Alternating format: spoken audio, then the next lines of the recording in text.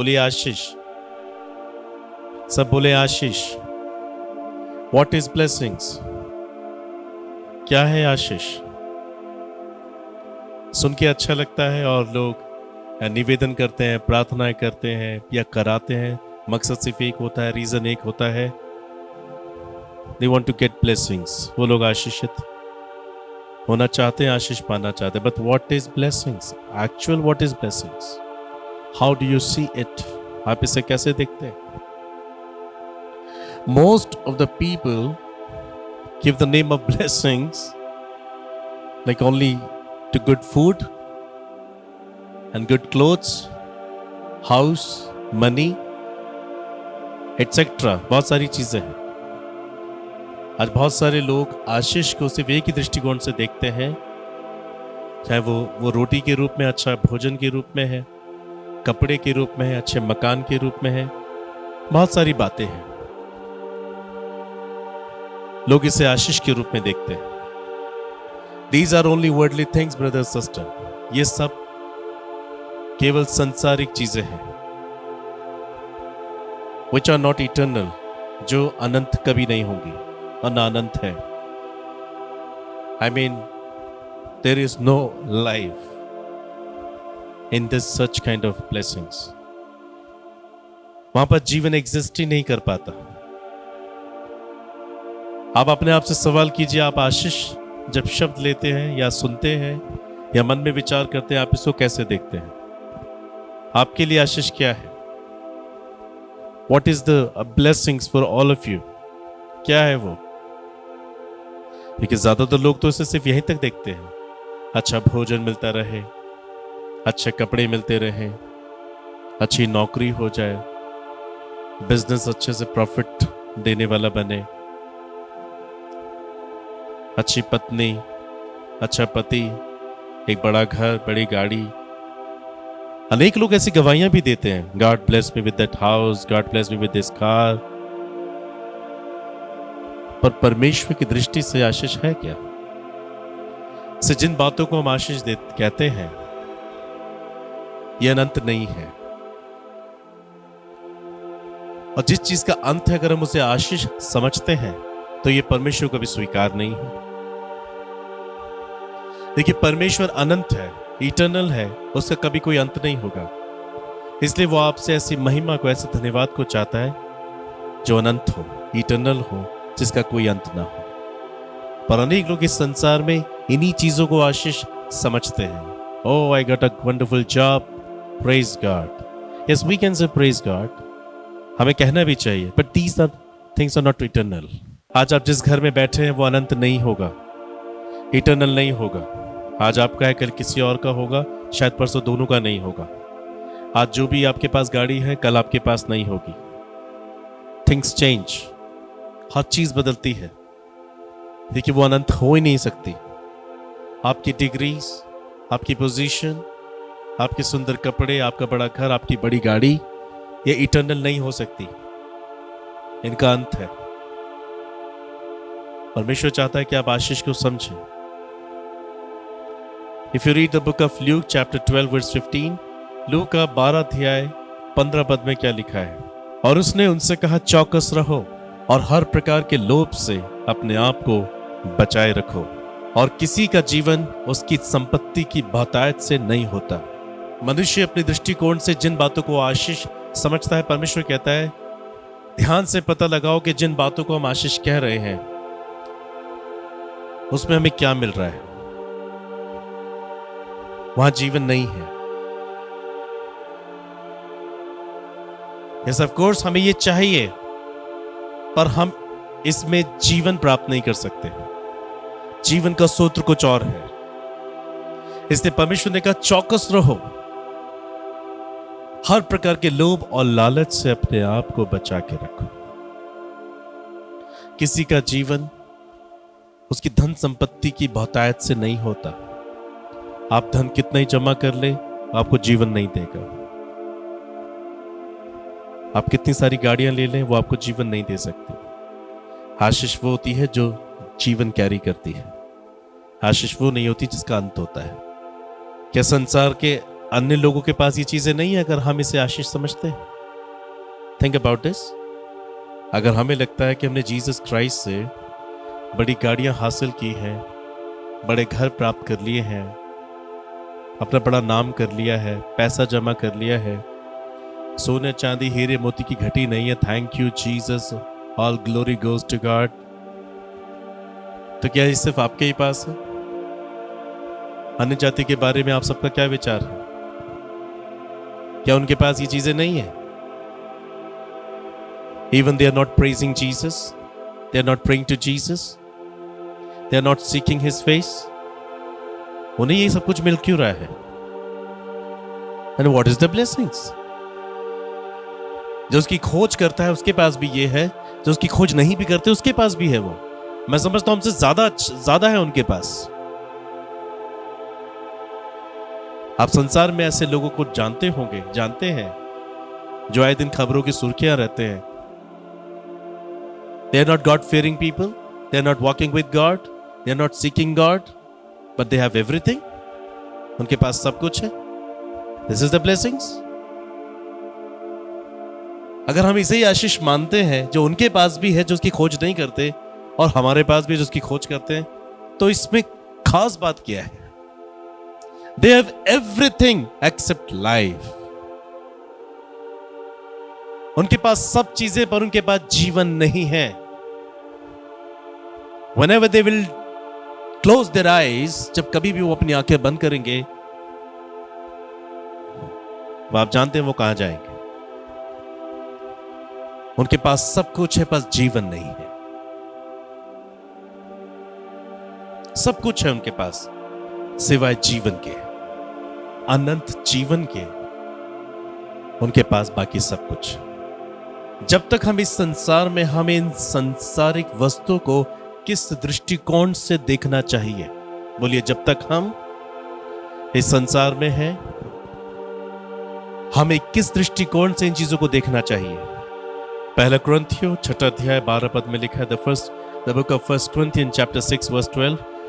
पहला कुरिन्थियों 6 अध्याय 12, the book of 1 Corinthians chapter 6 verse 12 says, सब वस्तुएं मेरे लिए उचित तो है, परंतु सब वस्तुएं लाभ की नहीं। सब वस्तुएं मेरे लिए उचित तो हैं, परंतु मैं किसी बात के अधीन ना होऊंगा। मेरे लिए जब तक मैं संसार में हूं, ये मेरे लिए जरूरी है, उचित भी है, पर ये मेरे लाभ की नहीं है। Why? Things are not eternal. ये अनंत नहीं है। अगर इनकी शुरुआत है तो उनका अंत भी है। तो लाभ क्या है? कौन सा लाभ नहीं है? ये मुझे जीवन नहीं दे सकती। आपका महंगा टूथब्रश आपको जीवन नहीं दे सकता, सिर्फ दांत साफ कर सकता है। ये आपको पल भर का संसारिक आनंद तो दे सकता है, पर आपको जीवन नहीं दे सकता। शॉर्ट सर्किट होने की वजह से आपका दांत ले सकता है, ये पॉसिबिलिटी है।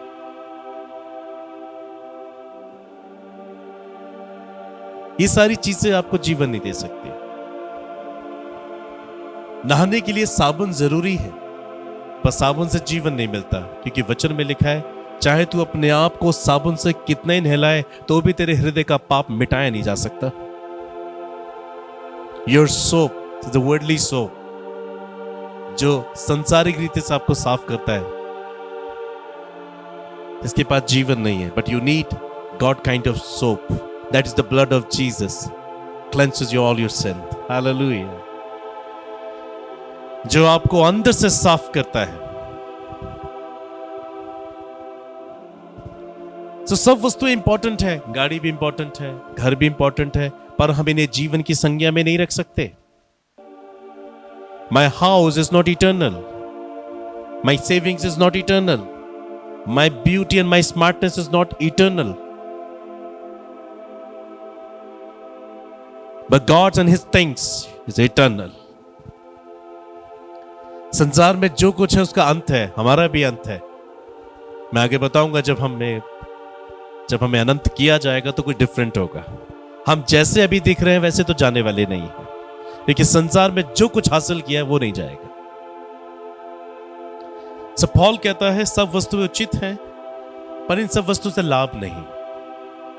उचित तो है, पर मैं किसी बात के अधीन नहीं होगा, आपके पास अच्छा घर हो पर उस घर के अधीन मत होना, गाड़ी हो पर उस गाड़ी के अधीन मत होना, सेविंग्स हो पर उसके अधीन मत होना।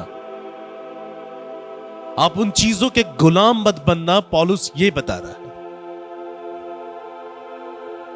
एक साफ साफ लिखा है मैथ्यू चैप्टर 16 वर्स 26 में, मत्ती 16:26 में, यदि मनुष्य सारे जगत को प्राप्त करे और अपने प्राण की हानि उठाए तो उसे क्या लाभ होगा? जब मनुष्य अपने प्राण के बदले में क्या देगा? यदि आप सारे संसार को प्राप्त कर लें, आपका बड़ा नाम हो जाए, संसार की हर एक चीज आपको हासिल हो जाए, तो भी आप इन सब चीजों से अपने प्राण को नहीं बचा सकते, अपने प्राण को प्रोटेक्ट नहीं कर सकते, क्योंकि ये सारी चीजें आपको अनंत जीवन नहीं दे सकती। इनका खुद एक अंत है। सो पौलुस कह रहे हैं इन सब चीजों के अधीन नहीं रहना चाहिए, इन पे निर्भर नहीं रहना चाहिए। ये सब वस्तुएं काम में लाते लाते एक दिन नष्ट हो जाएंगी। गारंटी के बदले में आज हमारे समाज के अंदर एक नया नाम मिला, वारंटी। पहले गारंटी बोली जाती थी हर प्रोडक्ट के ऊपर, पर अब वारंटी क्यों? वारंटी का मतलब क्या है?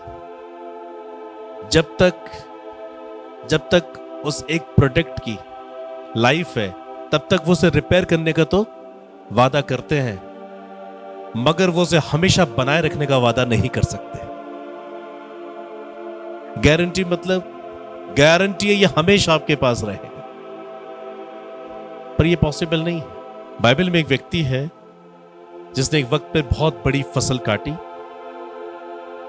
बहुत बड़ी पैदावार हुई उसके खेत के अंदर, and he was very happy। इस व्यक्ति के पास संपत्ति और खाने पीने की कोई घटी नहीं थी, मगर इन सब चीजों को प्राप्त करने के बाद उसके पास एक मूर्खता का विचार आ गया, और संसार में अनेक लोग ऐसे मूर्खता का विचार करते हैं। वो विचार क्या था? लूका 12:19 से 23 में लिखा है, the book of Luke chapter 12 verse 19 to 23। और उसने कहा, वहां मैं अपना सब अन्न और संपत्ति रखूंगा और अपने प्राण से कहूंगा कि प्राण, तेरे पास बहुत वर्षों के लिए बहुत संपत्ति रखी है, चैन कर, खा पी, सुख से रहे। परंतु परमेश्वर ने उससे कहा, हे मूर्ख, इसी रात तेरा प्राण तुझसे ले लिया जाएगा। तब जो कुछ तूने इकट्ठा किया है वो किसका होगा? ऐसा ही वो मनुष्य भी है जो अपने लिए धन बटोरता है परंतु परमेश्वर की दृष्टि में धनी नहीं। ऐसा है वो मनुष्य जो अपने लिए धन तो बटोर रहा है मगर परमेश्वर की दृष्टि में धनी नहीं। यानी परमेश्वर की दृष्टि में ये इटर्नल आशीष नहीं है। हमारी जरूरत हो सकती है for time being, for a short period, but these things are not eternal. हम अपनी दृष्टि में और दूसरे इंसान की दृष्टि में धनी हो सकते हैं, मगर परमेश्वर की दृष्टि के अनुसार नथिंग, कुछ भी नहीं। फिर उसने अपने चेलों से कहा, इसलिए मैं तुमसे कहता हूं कि अपने प्राण की चिंता ना करना, क्या खाएंगे, न अपने शरीर की क्या पहनेंगे, क्योंकि भोजन से प्राण और वस्त्र से शरीर बढ़कर है। संसार की शिक्षा बिल्कुल परमेश्वर की शिक्षा के विपरीत है। ना इसलिए कि हमने अपने खाने पीने में कुछ एक हिसाब लगाया कि कैसे खाना है कैसे नहीं खाना है, देखिए मनुष्य अपने बल ताकत शक्ति से नहीं परंतु परमेश्वर की शक्ति से जीवित है। हमारे भीतर परमेश्वर का प्राण है, आत्मा है, जीवन की सांस है, हम इसलिए जीवित हैं। Those who are in search of God only because they keep getting worldly blessings कह सकते हैं। बहुत सारे लोग प्रभु की खोज में रहते हैं, ईश्वर की खोज में रहते हैं, खोजते हैं प्रभु को, पर उनका उद्देश्य साफ है कि उन्हें केवल संसारिक चीजें चाहिए। वो खोज इसलिए करते हैं कि जो उनके पास है वो हमेशा बनी रही है, उनकी मूर्खता है। अनेक लोग इसलिए ज्यादा प्रार्थनाओं में रहते हैं, संगति में रहते हैं, फेलोशिप में रहते हैं, ताकि जो उनके पास है वो कभी लिया ना जाए, या नहीं है तो मिल जाए। क्या कितने ऐसे लोग हैं जो केवल अनंत जीवन के लिए ईश्वर की खोज करते हो? लिखा है कि सब अपने स्वार्थ की खोज करते हैं, अपने नाम के लिए, जो केवल प्रभु की खोज में सिर्फ इसलिए है कि उन्हें संसारिक सुख समृद्धि हासिल हो जाए। लिसन टू दिस, जो केवल परमेश्वर की खोज इसलिए करते हैं कि उन्हें संसार की सुख समृद्धि हासिल हो जाए, वो ऐसा करके ये जता रहे हैं कि वो यीशु मसीह पे विश्वास नहीं करते, वो यीशु मसीह का इनकार कर रहे हैं। When you give priority to these worldly things in your life, then you are denying Christ. क्योंकि आप अगर संसार में इन सब चीजों को प्राथमिकता देते हैं मोस्ट ऑफ द टाइम, तो लोगों की ये प्राथमिकता ही रहती है। अनेक लोग प्रभु के दासों के पास आते हैं, पास्टर प्रार्थना करना, बेटे को ये जॉब लग जाए, बेटे को ये शादी हो जाए, बेटी वहां सेटल हो जाए, सारी वर्डली थिंग्स। बहुत कम माँ बाप जो कहते please pray for my son and for my daughter, for my family, let them have life, eternal life. मैं जहां काम कर रहा हूं वहां मेरी सैलरी बढ़ जाए, मेरी पोजीशन बढ़ जाए, सारी चीजें। इसीलिए वो प्रभु की खोज करते हैं। जब आप इन सब चीजों को प्राथमिकता दे रहे हो, सिर्फ इसी के खातिर यीशु की खोज कर रहे हैं, it means you are denying Christ daily. कई लोगों को ऐसा लगता है Christ only for these things.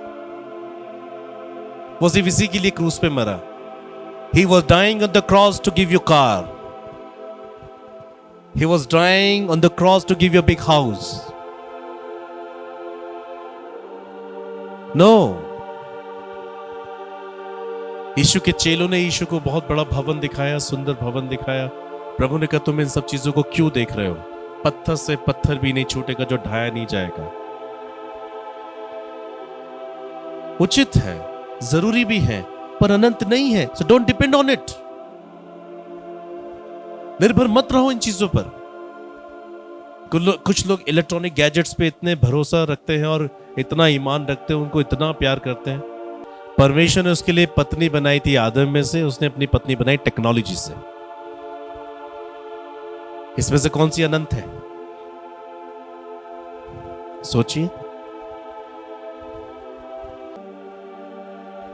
मुझे पति की आवश्यकता नहीं है, जीवन साथी की जरूरत नहीं है, मैंने खुद से शादी कर ली, हवा में शादी कर ली। क्या हो रहा है लोगों की सोच को? खुद से शादी कैसे कर सकते हो?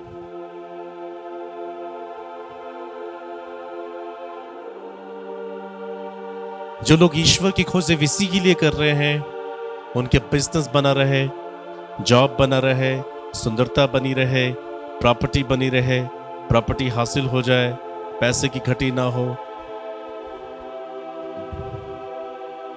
वो ये बता रहे हैं they don't believe in Christ and they are denying Christ every day. प्रभु यीशु ने अपने वक्त में 2 मछली और 5 रोटियों से 5,000 से ज्यादा लोगों को फीड किया। मगर इस एक बड़े चमत्कार को प्रभु यीशु ने किस दृष्टिकोण से देखा? संसार के लिए तो बहुत बड़ी बात है ये। 2 मछली 5 रोटी से 5,000 लोग खा ले, हाउ इट्स पॉसिबल? इंसानों की दृष्टि में यह बहुत बड़ी बात है, मगर प्रभु यीशु ने इस चमत्कार को किस दृष्टिकोण से देखा?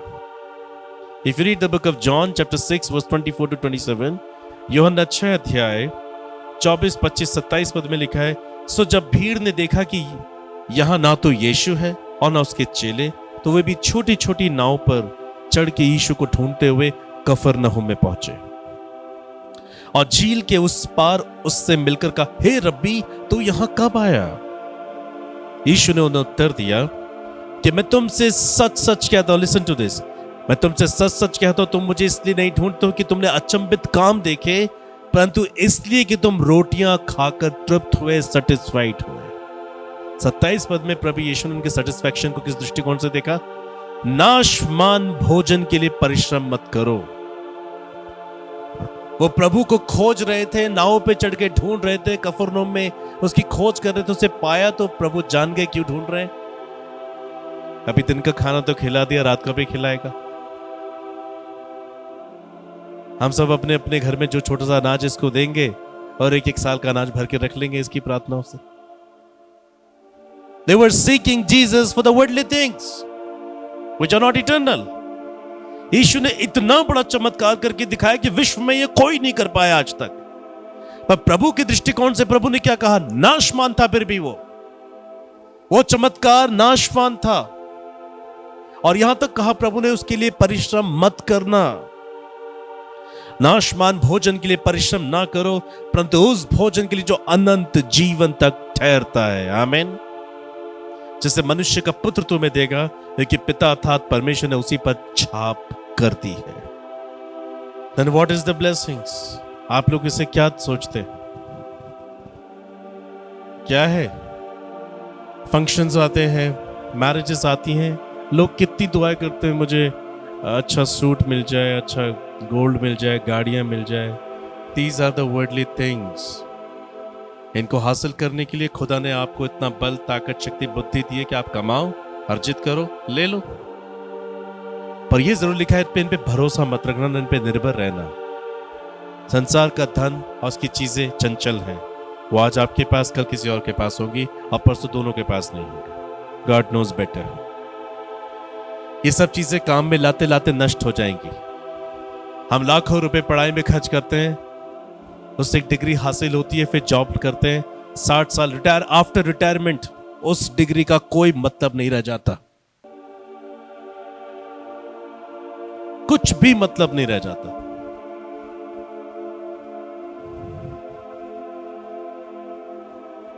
ये चीजें वैल्यूएबल नहीं है। सो आप इन्हें यूज करो, यूटिलाइज करो, मगर इन्हें अनंत आशीष का नाम मत दो। से thank you for your grace, कि प्रभु आप हमें भोजन दे रहे हैं। Thank you Lord. हमारे पास एक गाड़ी है जिससे कि हम कहीं बाहर भी जा सकते हैं, बरसात में बच के चर्च भी आ सकते हैं। Thank you Lord. पर ये चीजें अनंत नहीं है।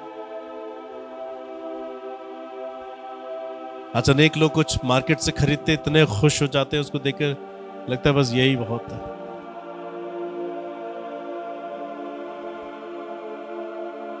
Then what is the real blessings? असली आशीष क्या है? See, if you are faithful before God and before man, अगर आप ईमानदार हैं, प्रभु का भय मानते हैं, खुद प्रभु ने कहा तुम जितने स्थानों में पांव रखोगे वो तुम्हारा होगा, जितने कामों में हाथ लगाओगे उसमें तुम सफलता पाओगे, किसी बात की तुम्हें घटी नहीं होगी। पर तो भी ये चीजें अनंत नहीं है। जब लोग अपनी टेस्टिमनीज देते हैं तो मैं कौन सी गवाही सुनना पसंद करता हूं? जहां पर कुछ गवाही, ऐसी गवाही है जो अनंत है। हम परेशान थे, घर में दाल नहीं थी और प्रभु ने दाल दे दी, थैंक यू। पर यह महिमामय गवाही नहीं। हमारे पे गाड़ी नहीं थी, हमको गाड़ी मिल गई, थैंक यू लॉर्ड, ठीक है। पर ऑन द स्टेज हमें कौन सी गवाही देनी चाहिए? गवाही के मंच पर हमें क्या रखना चाहिए? गवाही के मंच पर हर एक व्यक्ति देखना चाहता है, हैव यू रिसीव्ड लाइफ और नॉट? आपने जीवन को हासिल किया कि नहीं? गवाही का मतलब क्या है? गवाही का मतलब क्या है?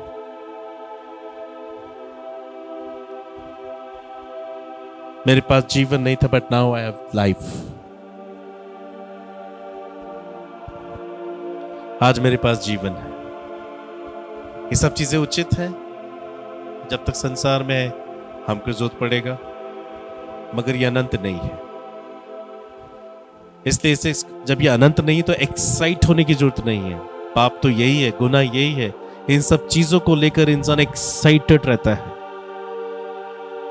जबकि उसको अनंत चीजों के लिए एक्साइटेड रहना चाहिए, एक्साइट रहना चाहिए।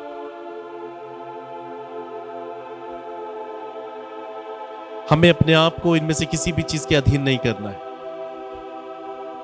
माइक बहुत अच्छा है, मेरी आवाज आप तक पहुंचा रहा है, पर ये मुझे जीवन नहीं दे सकता। यीशु के समय में माइक भी नहीं था। प्रभु, मैं तो यही सोचता रहता हूं, प्रभु ने इतने हजार लोगों को without any technology, speakers and amplifier, mixer, कैसे प्रीच किया?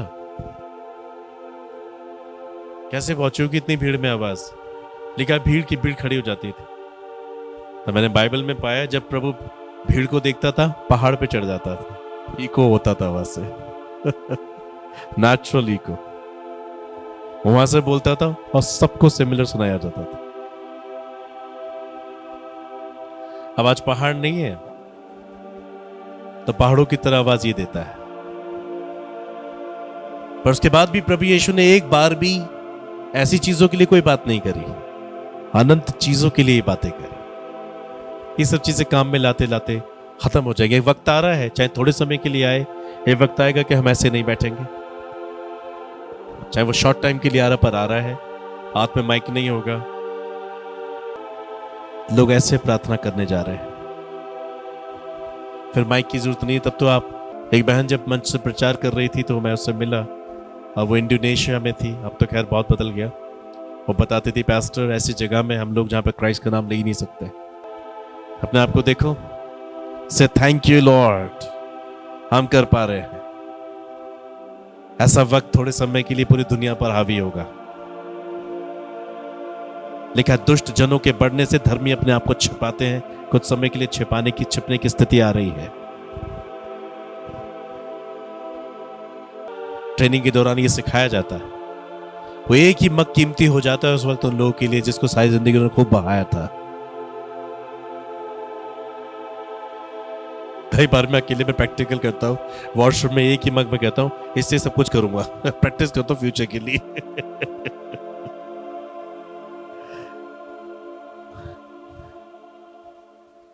यही कारण है कि मैं चीजें बहुत लंबी चला लेता हूं। देखिए, मुझे मालूम है what will happen and what are the real blessings. जब बड़ी घड़ी, आपकी अच्छी घड़ी, आपकी बड़ी गाड़ी, आपका घर, आपकी सेविंग्स, ये आशीष नहीं है, तो फिर आशीष क्या है? मैं कहूंगा इसे आशीष कहो, मगर पर इन सब चीजों में जीवन नहीं मिलता। आपकी गवाहियां डिफरेंट होनी चाहिए। The real blessing is this, John chapter 6 verse 40, यूहन्ना 6 अध्याय 40 पद। क्योंकि मेरे पिता की इच्छा ये है कि जो कोई पुत्र को देखे, उस पर विश्वास करे, वो अनंत जीवन पाए, और मैं उसे अंतिम दिन फिर जिला उठाऊंगा। आपको मृत्यु से निकालना है। आपको एक ऐसी पोजीशन पे पहुंचाना है कि यदि आप मर भी जाएं तो भी आप जिंदा होंगे। For what? For eternal life. और ईश्वर की, परमेश्वर की यही इच्छा है कि लोग उसके पुत्र को देखें, लोग उसके पुत्र पे विश्वास करें, क्योंकि वो उसे अनंत जीवन देता है। और जिस किसी के पास अनंत जीवन है, क्राइस्ट है, परमेश्वर उसे अंतिम दिन में फिर उठाएगा। तो प्राथमिकता अनंत चीजों को दें, जीसस को दें, अपना इनकार करें।